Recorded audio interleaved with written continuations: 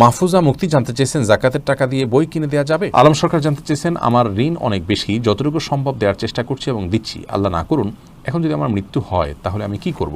আমার যে সম্পদ আছে তাতে ঋণ শেষ হবে না, এখন আমার করণীয় কি? মেহনাজ বর্ষা আপনি জানতে চেয়েছেন অনেক হুজুর রোগীর নাম শুনেই তার সমস্যা বর্ণনা করে দিতে পারেন, রোগীর ভবিষ্যৎ কি হবে তাও বলে দিতে পারেন, তাদের কাছ থেকে চিকিৎসা গ্রহণ করা কি জায়েজ হবে? ইতিমধ্যে চিকিৎসা নিয়ে থাকলে এখন করণীয় কি? শফিউল ইসলাম জানতে চেয়েছেন মহিলাদের জন্য রূপার গয়না বানিয়ে স্বর্ণের রং করা কি জায়েজ? শফিকুল ইসলাম শফিক জানতে চেয়েছেন আমাদের এলাকার ইমাম নবীজিরকে হাজির নাজির মানে তার পেছনে নামাজ পড়া যাবে কি না? সমস্যা হলো আমাদের এলাকার সব ইমামই এরকম, তাদের পেছনে নামাজ পড়া গেলে মসজিদে যাওয়াই বন্ধ হয়ে যাবে, নামাজ পড়া না গেলে মসজিদে যাওয়াই বন্ধ হয়ে যাবে, অনেক বিপদে আছি। এরপরে মমতাজ পারভিন হাসি আপনি জানতে চেয়েছেন মুসলমানদের কি বিজ্ঞানী হওয়া জায়েজ আছে? বিজ্ঞানীদের তো অনেক সময় নাস্তিকদের সাথে তুলনা করা হয়। মুনিয়া জানতে চেয়েছেন ওযু করার কতক্ষণ পর তাহিয়াতুল ওযুর সালাত আদায় করা যায়? সুজন প্রামাণিক আপনি জানতেছেন রুমের নিচেই বাথরুম আছে, উপরে নামাজ পড়লে কি নামাজ হবে? মোহাম্মদ ফজলে আলী জানতে চেয়েছেন পাগড়ি পরিধান করে নামাজ পড়ার কোনো ফজিলত আছে কি? সঞ্জিদা আক্তার লাবনী ইসলাম জানতেছেন আমার ছেলের বয়স 1.5 বছর, ও ঘরের ফ্লোরে পেশাব করে, প্রশ্ন হলো কতবার মুসলে ফ্লোর পবিত্র হয়? আমি বালতিতে পানি নিয়ে পুরো ঘর একবার মুছে ফেলি, এতে কি ফ্লোর পবিত্র হবে? শাহরিয়া রিফাত জানতে চেয়েছেন জীবন সঙ্গিনী কি পূর্ব নির্ধারিত? নাশিদ আপনি জানতে চেয়েছেন কোনো মসজিদে বাচ্চারা সামনের কাতারে বসলে তাদের পিছনে পাঠিয়ে দেওয়া হয়, এটা কি জায়েজ আছে? এম ইমরান সাদিক জানতে চেয়েছেন আমি একজন অ্যাডভোকেটের সাথে কাজ করি, পালিয়ে বিয়ে করা ছেলে মেয়েদের বিয়ের কাজে সাহায্য করতে হয়, এমনকি বিভিন্ন ধর্মাবলম্বী ছেলে মেয়েদের তার ধর্ম অনুসারে বিয়ের কাজে সাহায্য করি, ইসলামী দৃষ্টিকোণ থেকে কাজটা সঠিক কিনা, আর পালিয়ে বিয়ে করা জায়েজ আছে? রাকিব শাহান জানতে চেয়েছেন গ্রামে একটা কথা প্রচলিত আছে জানাজার নামাজে কাতার বেজোড় হতে হবে, এটা কি সঠিক? হাসিনা ফাহমিদা জানতে চেয়েছেন নামাজ পড়ার সময় সবসময় মনে হয় অজু নাই, এই মুহূর্তে আমি কি করব? এমডি আরিফুল ইসলাম জানতেছেন মুসাফা করার সুন্নাহ পদ্ধতি কি? মুসাফা করে বুকে হাত লাগানো কি? মাহফুজা মুক্তি জানতে চেয়েছেন জাকাতের টাকা দিয়ে বই কিনে দেওয়া যাবে? জাকাতের টাকা দিয়ে আপনি কাউকে বই কিনে দিতে পারেন, যেমন একজন শিক্ষার্থী তিনি দরিদ্র, তার শিক্ষা অর্জন করার জন্য বই কেনা দরকার, বই কেনার সামর্থ্য নেই, জাকাতের হকদার, তখন তাকে আপনি বই কিনে দিতে পারেন, তার প্রয়োজন মিটায় দিতে পারেন, এটি জাকাতের হকদার হলে এবং এটি তার জন্য জরুরি হলে আপনি করে দিতে পারেন, অসুবিধা নেই, তার চাহিদার ভিত্তিতে। সঞ্জিদা আক্তার লাবনী ইসলাম জানতেছেন আমার ছেলের বয়স 1.5 বছর, ও ঘরের ফ্লোরে পেশাব করে, প্রশ্ন হলো কতবার মুসলে ফ্লোর পবিত্র হয়? আমি বালতিতে পানি নিয়ে পুরো ঘর একবার মুছে ফেলি, এতে কি ফ্লোর পবিত্র হবে? সঞ্জিদা আক্তার লাবনী ইসলাম জানতেছেন আমার ছেলের বয়স 1.5 বছর, ও ঘরের ফ্লোরে পেশাব করে, প্রশ্ন হলো কতবার মুসলে ফ্লোর পবিত্র হয়? আমি বালতিতে পানি নিয়ে পুরো ঘর একবার মুছে ফেলি, এতে কি ফ্লোর পবিত্র হবে? দেখুন, অপবিত্রতা দূর করবার জন্য কতবার ধুইতে হবে এটার জন্য কোনো সংখ্যা ঠিক করে দেয়নি যে 3 বার 5 বার 7 বার ধুইতে হবে। আমরা অনেকে মনে করি যে এতবার না ধুলে বোধহয় পাক হবে না, এটি ভুল ধারণা। বরং আপনি পেশাব যদি বাচ্চার ফ্লোরে পড়ে এবং সেটা আপনি ধোয়ার জন্য পানি ঢেলে দেন তাহলে ইনশাআল্লাহ যথেষ্ট হবে। আপনি বালতি দিয়ে 1 বালতি পানি যদি সেটা দিয়ে ধুয়ে ফেলেন তাহলে ইনশাআল্লাহ বিদিনিল্লাহ সেটা পাক হয়ে যাবে। আর এর পাশাপাশি যদি সেটা শুকিয়ে যায় এবং তার কোনো আলামত না থাকে, অর্থাৎ গন্ধটাও না থাকে, চলে যায় একেবারে, তাহলে সেক্ষেত্রে সেটি পাক হয়ে যাবে। যেহেতু এটা আপনার কাপড় চোপড়ের মতো এমন কোনো বস্তু না যে বস্তুটাকে ধোয়া যায়, তো এই জাতীয় বস্তুতে যদি নাপাক লাগে এবং তার আলামতটি ধীরে ধীরে ঘষতে বা নানা কারণে চলে যায়, তাতেও কিন্তু সেটা পাক হয়ে যায়। আর এমনের সচরাচর সাধারণ নিয়ম হলো যে সেটাতে নাপাক লাগলে পানি ঢেলে দিলে ইনশাআল্লাহ সেটি পাক হয়ে যাবে। আলম সরকার জানতে চেয়েছেন আমার ঋণ অনেক বেশি, যতটুকু সম্ভব দেওয়ার চেষ্টা করছি এবং দিচ্ছি, আল্লাহ না করুন এখন যদি আমার মৃত্যু হয় তাহলে আমি কি করব? আমার যে সম্পদ আছে তাতে ঋণ শেষ হবে না, এখন আমার করণীয় কি? আপনার সম্পদ যেটা আছে সেটা বিক্রি করে আপনাকে ঋণ পরিশোধের চেষ্টা করতে হবে। আমাদের সমাজে অনেক ভাই বোন আছেন যে নিজের সম্পদ যা আছে, জমি জমা, এগুলো রেখে তিনি চান যে তার উপার্জনের টাকা দিয়ে ঋণ পরিশোধ করতে। এটি সম্পূর্ণ ভুল প্রক্রিয়া, এর মাধ্যমে আপনি দায় মুক্ত হতে পারবেন না আল্লাহ তাআলার কাছে। আপনার সাধ্যের যা আছে সবগুলো বিক্রি করে ঋণ পরিশোধের চেষ্টা করতে হবে, কারণ ঋণ পরিশোধ করা আপনার জন্য ফরজ, বান্দার হক। এই ফরজ আদায় করার ক্ষমতা যদি আপনার থাকে, জমি জমা থাকে, আপনার আরও স্থাবর অস্থাবর সম্পত্তি থাকে, সেগুলো সব বিক্রি করে হলেও আপনাকে ঋণ পরিশোধ করার চেষ্টা করতে। আপনি যদি বলেন যে তারপর আমি খাবো কি, আপনি খাওয়ার জন্য চাকরি করবেন, অন্য চেষ্টা করবেন, অন্য কাজ করবেন, কিন্তু আপনার সাধ্য অনুযায়ী ঋণ পরিশোধের চেষ্টা করতে হবে। এই সবগুলো করার পরও যদি আপনার ঋণ পরিশোধ সম্পূর্ণ করা না যায়, তাহলে প্রাপকদের কাছে আপনি আপনার অপারগতা প্রকাশ করে ক্ষমা চাইবেন, অন্যদের কাছ থেকে যাকাত আপনি চাইতে পারেন এবং আপনার চেষ্টার সবটুকু আপনি করবেন। এরপরে যদি করতে না পারেন, ইনশাআল্লাহ বিদিনিল্লাহ আল্লাহ তাআলা কিয়ামতের ময়দানে আপনাকে ঋণমুক্ত করার জন্য আপনার যদি নেক আমল থাকে, সেভাবে তাকওয়া থাকে, ইনশাআল্লাহ আল্লাহ তাআলা আপনাকে ঋণমুক্ত করবেন। এবং বিভিন্ন হাদিস থেকে বোঝা যায় আল্লাহর প্রিয় বান্দারা কোনো কারণে ফেসে গেলে পাওনাদারদের কাছে আল্লাহ রাব্বুল আলামিন কিয়ামতের ময়দানে পাওনাদারদেরকে সন্তুষ্ট করবেন বিশেষভাবে। অতএব আপনার সেই দিকটাকে জোর দিতে হবে যদি আপনার সাধ্যের সবগুলো শেষ করে ফেলেন। এরপরে প্রশ্ন হলো মেহনাজ বর্ষা, আপনি জানতে চেয়েছেন অনেক হুজুর রোগীর নাম শুনেই তার সমস্যা বর্ণনা করে দিতে পারেন, রোগীর ভবিষ্যৎ কি হবে তাও বলে দিতে পারেন, তাদের কাছ থেকে চিকিৎসা গ্রহণ করা কি জায়েজ হবে? ইতিমধ্যে চিকিৎসা নিয়ে থাকলে এখন করণীয় কি? মেহনাজ, এই বিষয়টি আমাদের সমাজে ব্যাপক আকারে বৃদ্ধি পাচ্ছে। কিছু কবিরাজ আছেন, তাবিজ কবজ দেন, এমন মানুষ আছেন যারা নাম শুনে বলে দিতে পারেন, ঠিকানা শুনে বলে দিতে পারেন যে তার কী কী সমস্যা আছে না আছে। এগুলো বেশিরভাগ ক্ষেত্রেই আপনার কুফুরির পর্যায়ে যায়। এই ধরনের মেথডগুলো অবলম্বন করার মাধ্যমে তারা বলে থাকেন। ইসলাম শরীয়তের দৃষ্টিকোণ থেকে এগুলো জায়েজ নাই।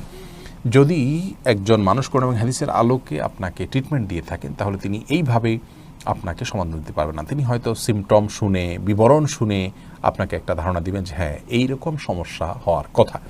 সেক্ষেত্রে তিনি আপনাকে আমল দিবেন বা সমাধান দিবেন। আগে যদি আপনি এরকম কোনো ব্যক্তির কাছে গিয়ে থাকেন, ধারণা দিয়ে থাকেন, তাহলে সেক্ষেত্রে ইস্তেগফার করবেন, ক্ষমা প্রার্থনা করবেন, ইনশাআল্লাহ আল্লাহ তাআলা ক্ষমাশীল। আশা করা যায় আল্লাহ তাআলা আপনাকে মাফ করবেন।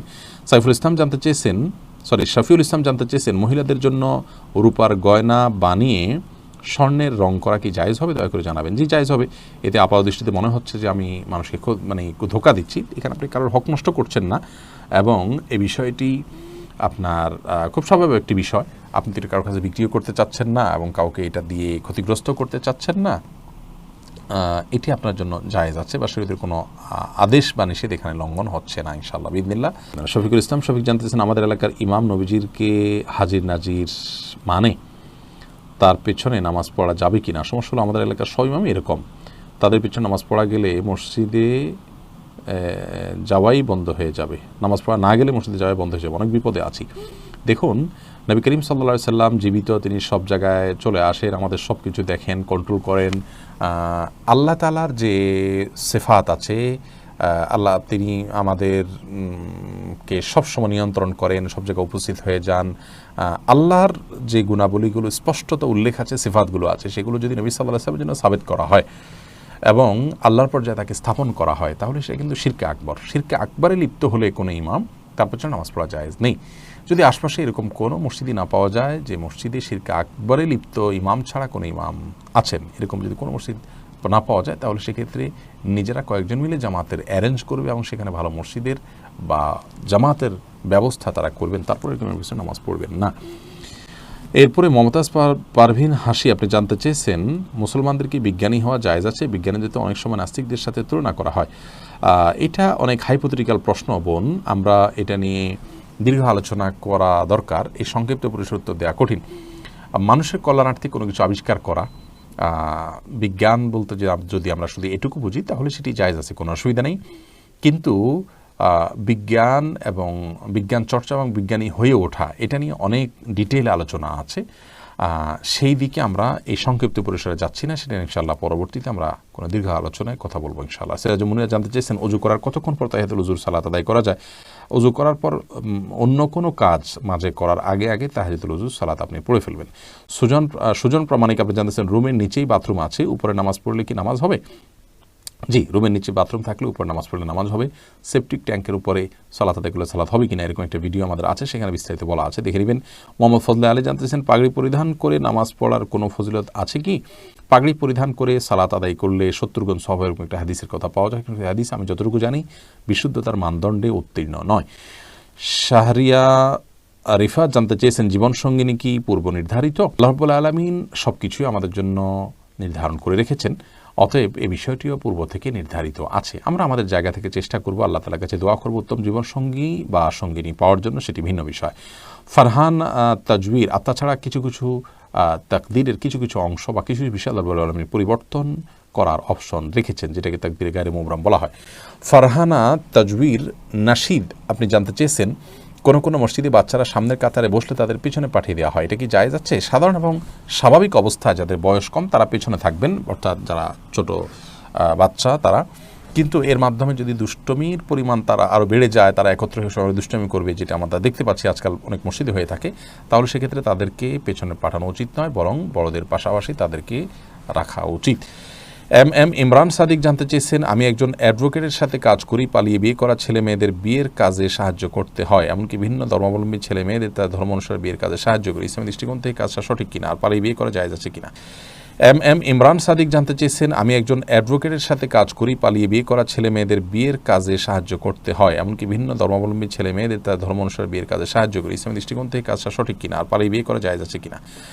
এটা নিয়ে আমরা এর আগে বেশ কয়েকবার কথা বলেছি। পালিয়ে বিয়ে করা, বিয়ে ইবাদত, এটা পালিয়ে করার জিনিস নয়। অতএব অবৈধ বা অনৈতিক কাজে সহযোগিতা করা উচিত নয়। আপনি এই কাজটি ছাড়া সেখানে অন্য যে সমস্ত কাজ করেন, যদি সেগুলো শরীয়তে অ্যালাউড হয় তাহলে সে কাজ আপনার জন্য করা জায়েজ হবে, কিন্তু এই চাকরি এই কাজটা আপনার জন্য করা জায়েজ নয়। অতএব যদি আপনি শুধু এই কাজই করতে হয় বা এই কাজের উপরেই আপনার চাকরি নির্ভরশীল ব্যাপারটি এরকম হয়, তাহলে সেক্ষেত্রে আপনার চাকরি পরিবর্তন করার চেষ্টা করা উচিত। রাকিব শাহান জানতে চেয়েছেন, গ্রামে একটা কথা প্রচলিত আছে, জানাজার নামাজে কাতার বেজোড় হতে হবে, এটা কি সঠিক? না, এরকম কোনো কথা নেই যে কাতার বেজোড় হতে হবে, জোড় হলেও কোনো অসুবিধা নেই। হাসিনা ফাহমিদা জানতে চেয়েছেন, নামাজ পড়ার সময় সবসময় মনে হয় অজু নাই, এই মুহূর্তে আমি কী করব? এটি এক ধরনের ওয়াসওয়াসাকে বা সূচিবায়ুকে খুব বেশি আমলে নেওয়া যাবে না, বরং আপনি অজু করেছেন, এরপর ওয়াসওয়াসা আসলে বুঝবেন এটা শয়তান করাচ্ছে, আপনি আপনার সালাতে কন্টিনিউ করে যাবেন। এমডি আরিফুল ইসলাম জানতেছেন, মুসাফা করার সুন্নাহ পদ্ধতি কি? মুসাফা করে বুকে হাত লাগানো কি? মুসাফা করার পর মুসাফা এক হাতে করার বিষয় হাদিস আছে, দুই হাতে করার কথাটাও হাদিসে বর্ণিত আছে, এটা নিয়ে বাড়াবাড়ি করার কিছু নেই। আর মুসাফা করার পর বুকে হাত লাগানোর কোনো নির্দেশনা কোন হাদিসে আমাদেরকে দেওয়া হয়নি। আমরা মুসাফা করব, মুসাফা করার পরে আমরা ছেড়ে দিব। হ্যাঁ, কেউ যদি বুকে হাত লাগান, মুসাফাকারী ব্যক্তির প্রতি মানে কদাচিৎ হয়তো খুব বেশি সম্মানিত ব্যক্তি, তাকে সম্মান প্রদর্শন করলেন যে হ্যাঁ আপনাকে আমি রেসপেক্ট করি, এই জায়গা থেকে তিনি একটা ইনিশিয়ারি বুঝালেন, তাহলে এটি ইনশাআল্লাহ বেদাতে পরিগণিত হবে না, কারণ এটাকে তিনি মুসাফার অংশ হিসাবে করছেন না।